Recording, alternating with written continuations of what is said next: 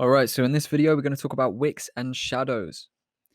So wicks or shadows are these sticks that come off the candlestick bodies. They are indications of rejected price.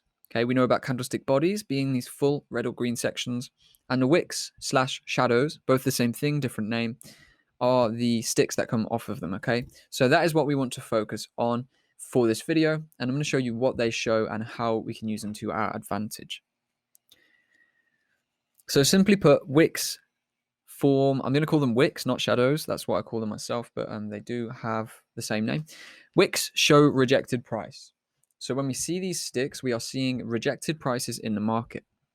Now, for example, if we were to look at this point here, this top area, we can see then that the highest point the market closed in,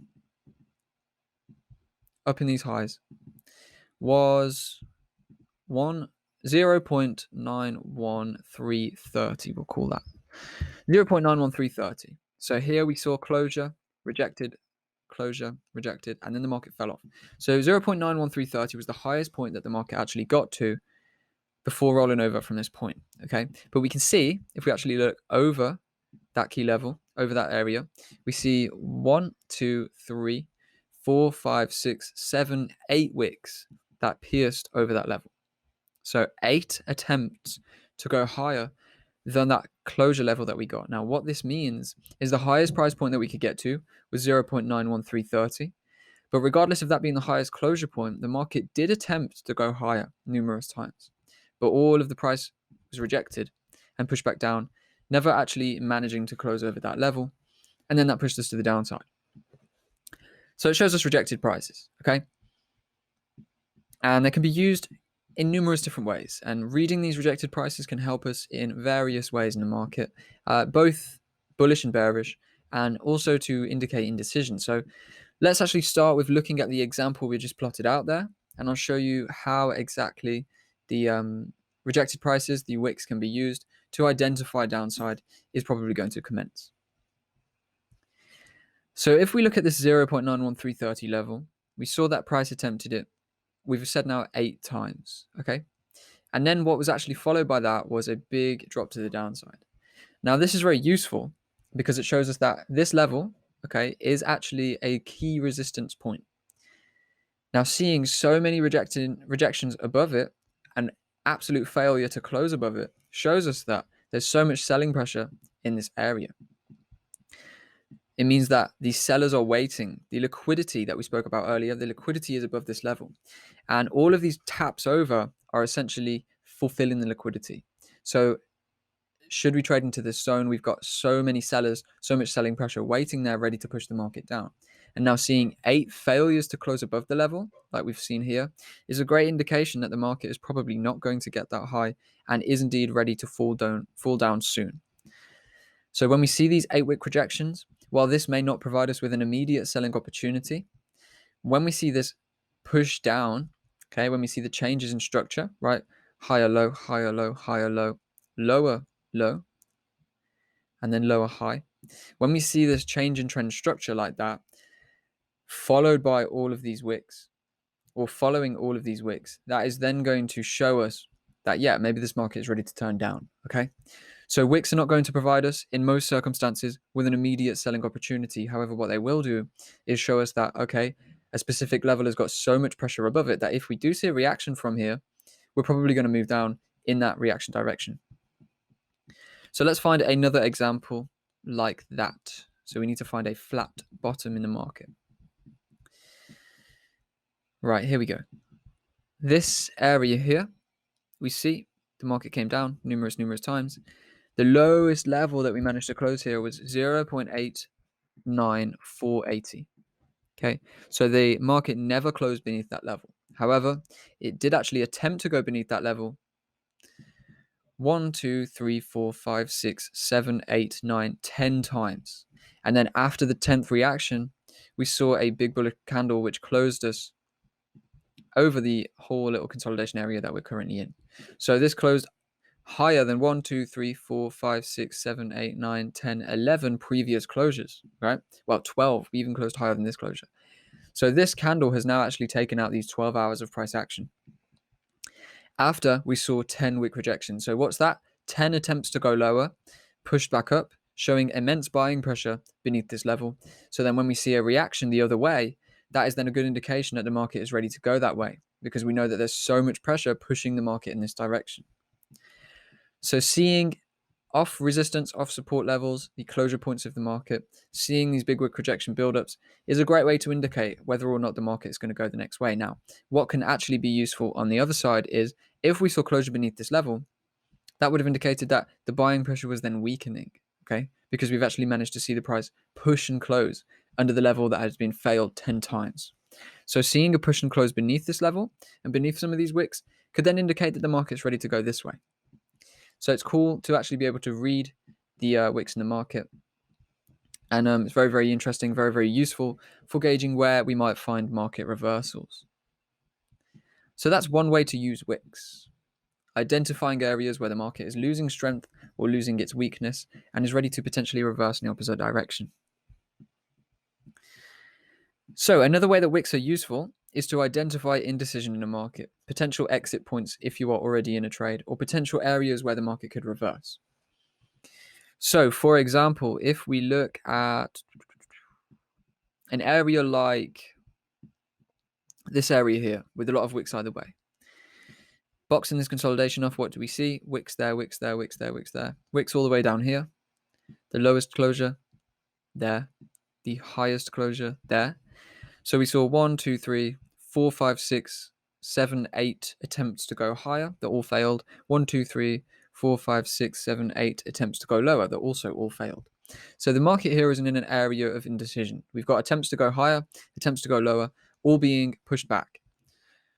We can't actually manage to breach that low, and we can't manage to breach this high. So this shows indecision in the market.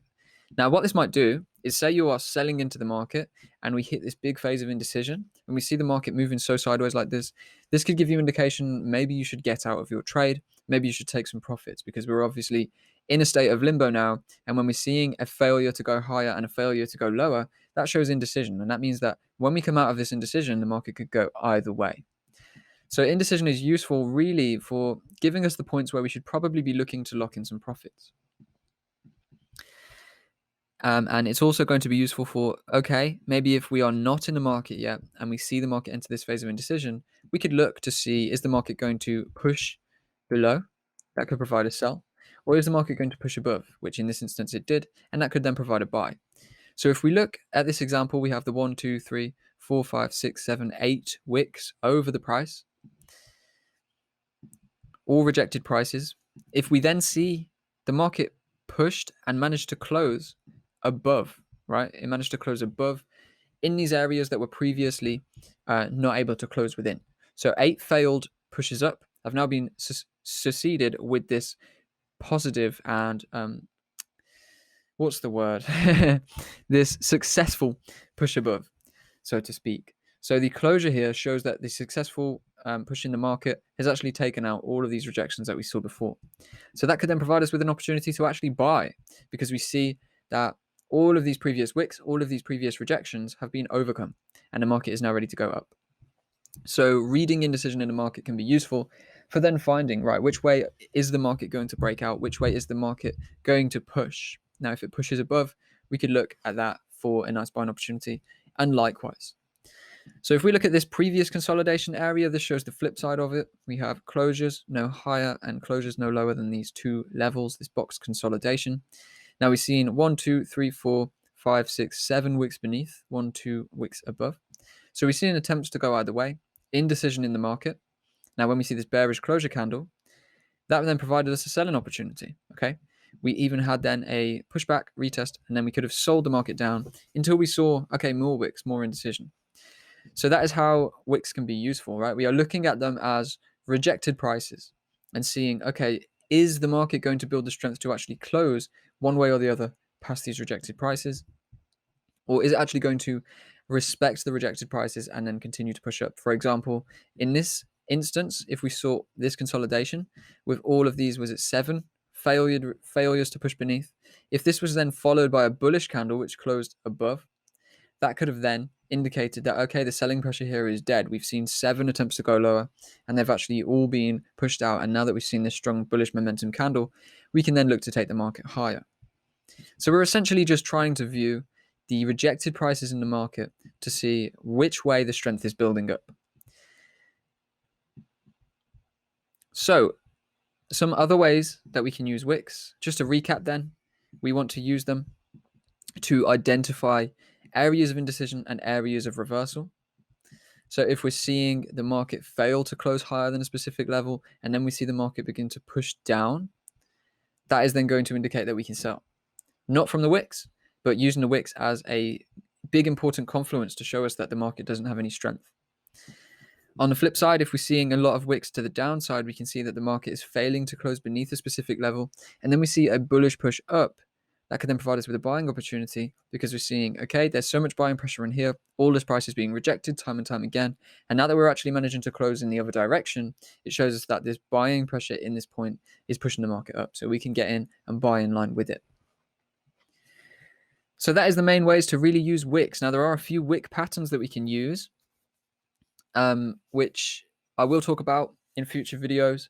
But for now, that is what you need to use them for. Finding both indecision, where we have wicks both ways, and then, of course, selling or buying pressure. For example, if we are seeing these wicks like this, we know that the market is probably losing its selling pressure and is ready to actually make a move back up.